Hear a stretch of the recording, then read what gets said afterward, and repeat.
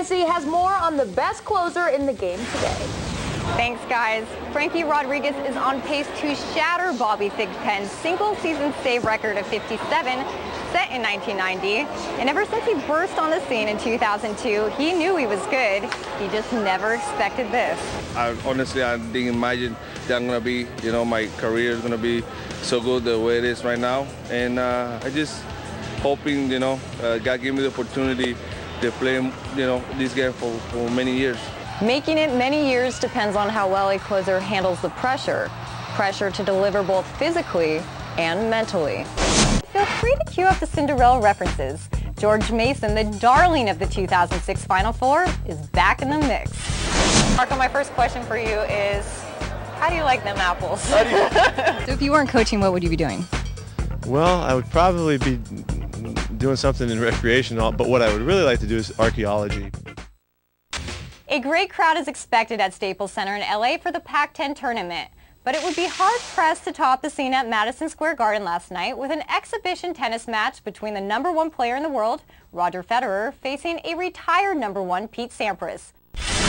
Chipper was hitting .400 on June 17th, and even though he's cooled off some, how does a career .310 hitter, a guy who's 36, explain the huge spike? #1, luck.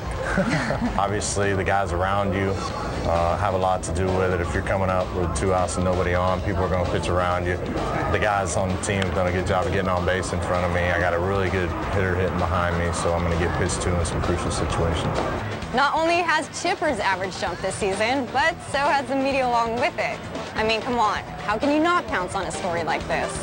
And although it's a tough enough task getting 4 hits for every 10 at-bats, how does getting asked about it every day affect his focus?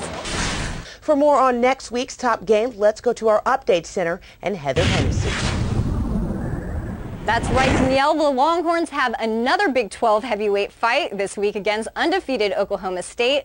The Cowboys, off to their best start in 63 years, are led by the 1-2 punch of Zach Robinson to Des Bryant, but they'll have to contend with Colt McCoy in a Texas team that's been unstoppable so far. Hello and welcome to the Final Score Extra presented by DirecTV. I'm Heather Hennessy. Well, I think believing in myself and having a vision what I wanted my skating to look like and feel like. And you talk a lot about having the inner drive, and that's really what helped you accomplish all the things that you have. Do you still have that today? Does it still burn like it used to, or is there a difference? I still have flashes of it once in a while. Our Heather Hennessy catches us up on one of their Fiesta Bowl heroes in tonight's zone coverage. Thank you, Greg. An on-field proposal made Ian Johnson famous, but it's his running that Boise State fans are in love with. Carson Palmer and Matt and Reggie and those guys, it was so important for those guys to be great that every day they wanted to do something unique and special. When you do that, boy, you're hard to beat, and so that's a focal point for us, and we're looking for great competitors. Is that something you can teach, or is that something that you see within the recruiting process? Well, the great ones are really, they're that way. Now it's the dynamic duo of Oklahoma State's Zach Robinson and Des Bryant traveling to Lubbock to take on those undefeated Red. Don't look now. All right, go ahead, because it's another week of showdowns in the Big 12, starting with Missouri at Texas. The Longhorns took care of #1 Oklahoma, but no resting allowed as Colt McCoy and company get past Happy Chase Daniel and a Tigers team that was upset by Oklahoma State. And finally, if you're Tennessee coach Philip Fulmer, you don't want to play, period. Fulmer's Vols lost to Wyoming, a 26.5-point underdog at home. It was the Vols' first loss ever to a Mountain West team. They now have 7 losses for only the 2nd time in history. And Danielle, it was homecoming.